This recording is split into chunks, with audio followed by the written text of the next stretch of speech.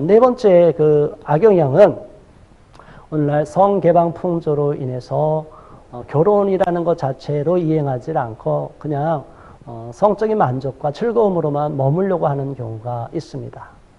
이제 이 부분은 우리가 한번 쾌락주의로 한번 살펴봤죠. 그래서 너무나 오늘날 가정도 서로 상대방에게 헌신하고 집중해야 됨에도 불구하고 주변의 유혹이 너무나 많아요. 그리고 암암리에 들려오는 소식이 뭡니까? 뭐 직장 생활하면서 집에서는 부부지만 밖에 나가서는 다른 동료들과 오랫동안 많이 생활하니까 사무실에서도 애인을 둬야 된다. 뭐 이런 식으로 병리적인 현상들이 너무나 많아지고 있어요. 자, 여러분 어떻게 생각하는지 저는 좀 보수적인 시각을 갖고 있는 것을 제가 분명히 먼저 선포합니다. 그런데 이게 꼭 나쁘다 이 개념이 아닐 거예요. 저는 그렇게 많은 결혼했는데 두 부부가 서로에게 100%는 불가능하겠지만 충분히 흡족하게 만족함이 없는 상태에서 부부생활을 유지한다는 것, 그것이 바로 문제라고 저는 보는 것이죠. 겉보기엔 멀쩡해 보이죠. 둘이 행복해 보이죠. 인권 부부처럼 보이죠. 그런데 속이 썩어 있고 굶어 있다. 그건 행복한 부부가 아니에요. 쇼윈도 부부에 불과한 것이죠.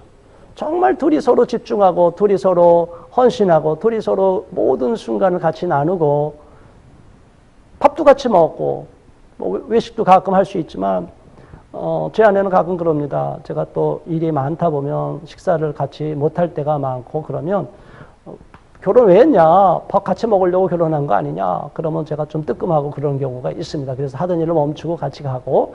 자, 여러분, 부부라는 것이 아주 단순하지 않습니까? 모든 것을 좋든 나쁘든 같이 공유하고 같이 나누기 위해서 그리고 서로 작고 서로 친밀해지기 위해서 우리가 결혼하는 것이 아니겠어요? 그냥 잠시 만났다 헤어지고 잠시 좋았다 사라지고 이럴 것 같으면 굳이 결혼할 필요가 없잖아요. 결혼이라는 것에는 상당한 의무감도 있는데 그런데 꼭 의무감만 있느냐? 그게 아니라 의무감 플러스 보상이 있다고 우리는 분명히 알아야 됩니다. 저는 분명하게 이렇게 말씀을 드립니다. 결혼한 것은 충분한 보상을 받을 수 있는 멋진 투자다. 그런데 그 투자를 잘못한 사람, 잘못된 기준이나 잘못된 그 영향을 받아서 잘못 투자하면 그런 사람은 오히려 투자에 손실을 입고 그런 사람이 주변에서 막 불평을 하면 나도 결혼하면 안 되겠다 이런 생각을 하는 것 뿐이지 정말로 잘 준비해서 그 사람 자체에 집중해서 정말로 악영향을 받지 않고 상대방을 성적인 나의 욕구 대상으로만 삼지 않고 내 욕구 충족으로만 만족하려고 하지 않고 진짜 더불어 같이 가려고 하면 서로 상생의 모습을 찾아가려고 하면 절대 그렇지 않다. 그래서 결혼 전에 동거나 프리섹스나 성적 욕구를 자유롭게 자기 마음대로 발산하려고 하는 거, 이제 이런 것에는 제도권 속에서 보장받지 못하는 이런 문제로 인해서 안 좋고 또 결혼 후에도 건강한 가정을 지키지 못하고 서로 부부가 충실하지 않을 때 탈선이 일어날 때 또 문제가 많이 발생하는 것을 보지 않습니까? 자, 오늘날 이 시대가 오염되어 있다는 걸 저는 너무 안타까워하고 있습니다. 부부가 정말로 서로에게 집중하고 서로를 아끼고 서로를 위해서 더욱 헌신하는 모습을 보일 때 누구나 부러워할 수 있는 부부가 돼요. 그런데 그게 쉬워요? 어려워요? 굉장히 어렵습니다. 인고 부부로 살아가는 모습 주변 사람들 보세요. 쌍방이 노력하지 않으면 절대 안 됩니다. 우리가 어떤 수준에 올라가도 그 수준을 유지하기 위해서 계속 노력하고 노력해야 되는 것처럼 결혼한 부부라 하더라도 둘이 건강한 상태, 행복한 상태, 서로가 충분히 만족한 상태를 유지하기 위해서는 계속적으로 노력을 해야 됩니다. 그런데 그 노력은 헛된 노력이 아니라 너무나 기가 막힌 열매를 거두는 노력이 된다는 것이죠. 그래서 결혼은 좋은 것입니다. 지금까지 결혼이 나쁘다, 결혼하면 후회 안 해도 후회 이런 이상한 소리 들었다면 여러분 다 잊어버리시고 결혼은 하면 유익, 안 하면 손해. 저는 분명하게 말씀드립니다. 그래서 결혼을 하십시오. 오래 안에 하십시오. 그것이 여러분의 인생의 전환점이 될 것이고 놀라운 새로운 터닝 포인트가 될 거라고 저는 확신하고 있고 여러분에게 강력 추천하는 바입니다. 다음 장을 한번 살펴보겠습니다. 자, 그 다음 장에 보면 더 나가서 이런 것보다 더 오염되고 병든 이런 병리적인 모습이 있습니다. 다음 장 한번 넘겨줘 보세요. 이런 병리적인 모습 속에서 우리가 나타나는 것이 뭐냐? 이런 사진들의 모습입니다. 이 사진에 보면 많은 사람들이 병리적인 모습이 보여요. 이제 이런 것이 이제 가끔인데도 뉴스와 해외 토픽에 자꾸 나오면 이게 뭐지? 충격을 받아요. 당황해요. 근데 그런 것이 한두 번이 아니라 자꾸 쓰레기처럼 떠밀려 내려오면 우리 의식에 쌓입니다. 그래서 저런 것이 그럴 수도 있다. 당연하다. 이렇게 여기게 돼요. 뭐 마네킹이랑 결혼하지 않나. 또 어떻게 해요? 결혼식 노래를 혼자서 하질 않나. 더 나가서 나 자신과 결혼했다. 아니 결혼이라는 것이 상대가 있는 것이 나랑 결혼하는 그게 무슨 말이 돼요? 말도 안 되는 얘기를 말로 막 지어내는 얘기입니다. 더 밑에 나가면은 이 토이와 여기 모든 남성 잡지들, 성적인 욕구만을 자꾸 자극하는 잡지들, 또 동물과 자기가 사랑하는 애견과 결혼했다. 이게 더 심하면은 이게 수간의 문제가 나올 수 있고요. 더 나가면은 섹스 토이와 결혼한다. 그래서 섹스 인형과 결혼해서 뭐 행복하게 산다. 이것을 뭐 굉장한 것처럼 막 해외 언론에서 이렇게 나오면 우리도 모르게 호기심도 가며 자극을 받습니다. 이게 결혼이 뭐지? 여기다가 다 결혼이란 말을 쓰니까 결혼이란 가치 자체를 자꾸 이렇게 폄하시키는 거예요. 그러니까 결혼의 그 순수성과 고결함과 결혼의 그 아름다운 모습을 자꾸 훼손해 버리는 거예요. 그러니까 결혼은 뭐 아무렇게나 하면 되는 거지. 이런 병리적인 모습에 영향을 받으면 아예 저럴 바에는 결혼 안 해. 뭐 나도 저런 거 한번 해볼까? 자, 악영향을 안 받는 것 같지만 우리 의식 속에 저런 게 자꾸 쌓입니다. 언론을 통해서, 인터넷을 통해서 이렇게 자꾸 이렇게 접하면 그게 우리도 모르게 내면에 축축이 돼. 의식의 내면에. 그러면 우리의 영향이 점점 내면이 어두워져 가고 있고 결혼에 대한 기대감과 희망의 빛이 사라지는 것을 느끼게 돼요. 자, 그래서 우리 모두가 이런 악영향에 대한 이런 현실적으로 병리적인 문제, 병리적인 모습은 결코 닮을 필요도 없고 저것에 대해서 호기심을 가질 필요도 없습니다. 완전히 일탈된 모습인데 저런 모습이 뭐 권장할 것이라고 언론은 자극적으로 자꾸 보도를 하고 있어요. 뭔가 이렇게 자극이 돼야만이 클릭수도 올라가고 그래야만이 뭔가 이렇게 본인들 기자들은 뭐 생활할 수 있는 건 모르겠지만 선별하지 않는 저런 나쁜 정보를 자꾸 쏟아내게 되면 많은 독자들과 대중들을 병들게 만들고 나쁜 방향으로 몰아가고 있기 때문에 언론사들이 좀 더 각성해야 된다고 저는 보고 있습니다. 그 다음 장을 한번 살펴보겠습니다. 우리가 오늘 이 시대만큼 성적으로 문란해지고 또는 또 결혼의 가정이 건강하게 끝까지 유지되지 않고 중간에 깨지는 이런 모습들을 많이 보게 됩니다. 한번 다음 장 넘겨줘 보세요. 오늘날 이혼의 문제를 우리가 다루지 않을 수가 없습니다. 이러한 남녀가 서로가 안 맞는 문제, 환경적으로도 안 맞을 수 있고 심리적으로도 안 맞을 수 있고 성향적으로도 안 맞을 수 있고 뭐 남성과 여성은 많이 차이가 납니다. 사실은. 자, 그런데 결혼에 대해서 상당수가 악영향을 받는데 이게 이제 해외의 연구 사례입니다.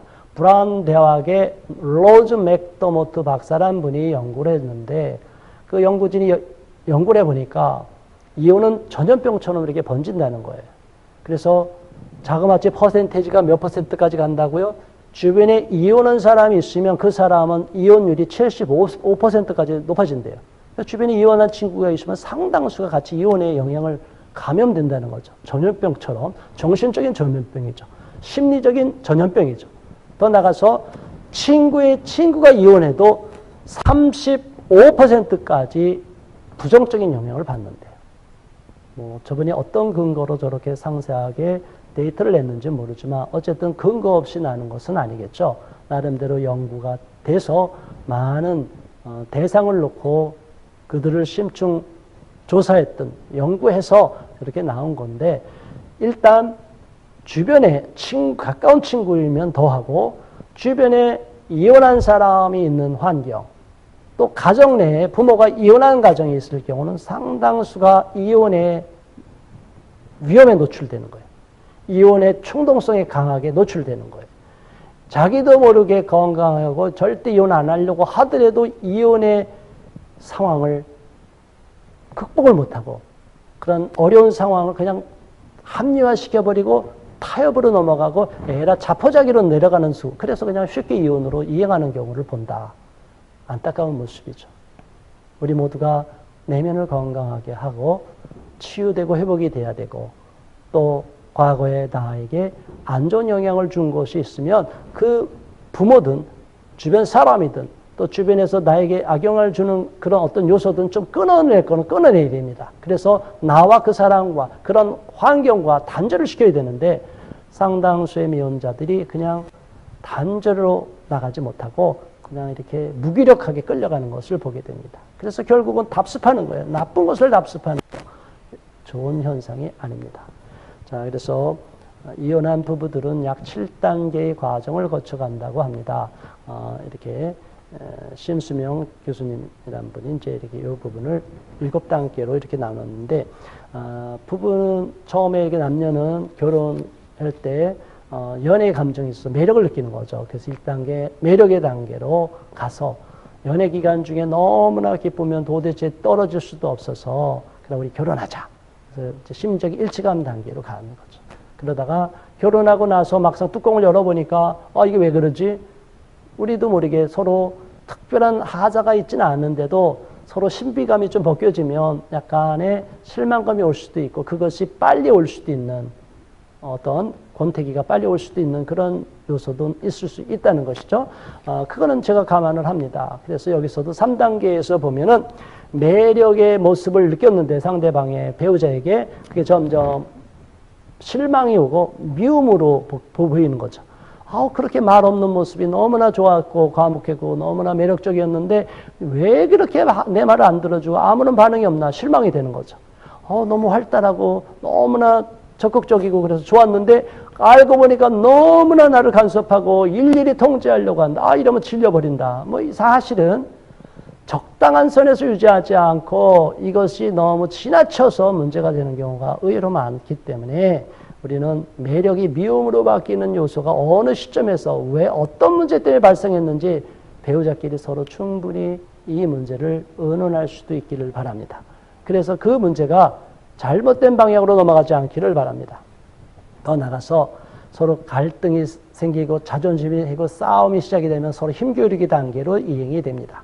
그래서 서로 계속 충돌이 일어나고 절대로 지지 않고 양보하지 않으려고 하는 이런 요소가 우리 내면의 모습이 있어서 부부가 굉장히 살기가 힘들어지는 정말 헤어지고 싶은 마음 이런 것이 충동이 많이 일어나는 힘겨루기 단계가 있어요.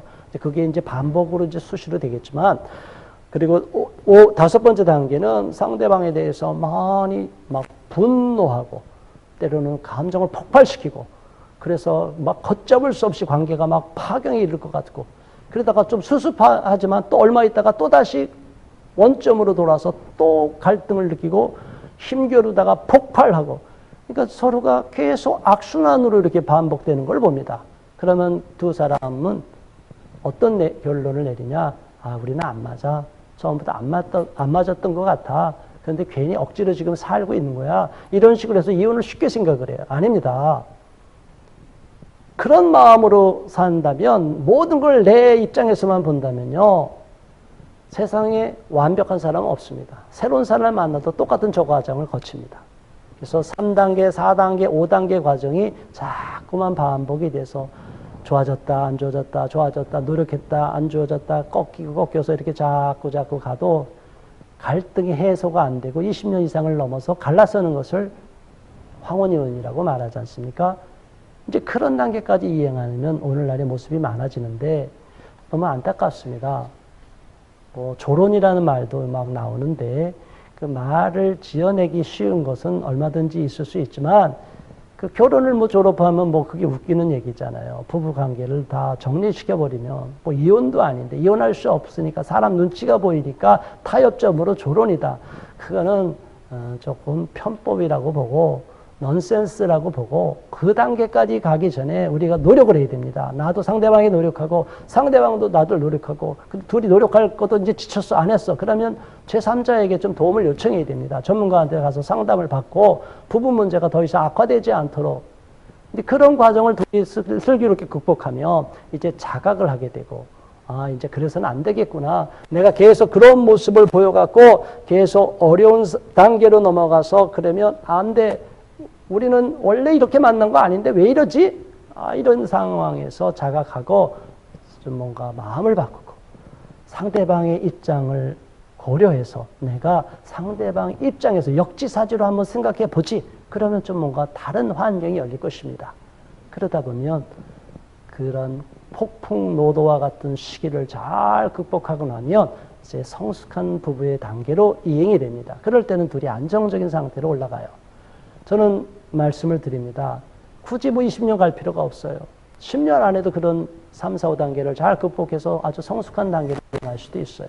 물론 연륜이 가져다주는 아주 성숙함과 원만하고 아주 너그럽고 풍요로운 것은 좀 더 연륜이 필요하겠지만 그래도 너무너무 둘이 힘들어서 못 견디겠어, 못 살겠어 하는 정도의 그 갈등의 3, 4, 5단계에는 가능하면 빨리빨리 겪고 통과시켜버리는 게 좋습니다. 혹시 이 방송을 시청하는 부들이 계시면 정말 불만 요소가 있다면 그 부분을 한번 심사숙고해 보시고 왜 내가 저 문제를 불만을 느낄까? 그러면 상대방은 나의 어떤 문제를 불만을 느낄까? 서로 한번 써보세요. 5가지든 10가지든 대화를 한번 나눌 때 진지하게 나 당신한테 불만 요소 있어. 당신도 나한테 불만 요소 얘기하세요. 그래서 다 적어놓고 둘이 한번 토론해 보세요. 그러면 내가 볼 때 모든 상대방을 비난했던 그 손가락이 자기한테로 향하는 것을 느끼게 됩니다. 여러분, 완벽한 인간은 없습니다. 완벽한 사람이 어디 있겠어요. 내가 저 사람 틀렸다고 그러지만 저 사람이 볼 때 나도 틀린 게 있는 거예요. 그렇죠? 그러니까 역지사지의 마음으로서 내 중심, 자기 중심성만 이기적인 마음만 갖지 말고 상대방을 한번 배려하고 고려해주고 우선시하는 이런 마음으로 바뀌면 그러한 부부 갈등은 쉽게 극복하고 이혼으로까지 치닫지 않게 될 줄로 압니다. 또 다음 장으로 한번 살펴보겠습니다.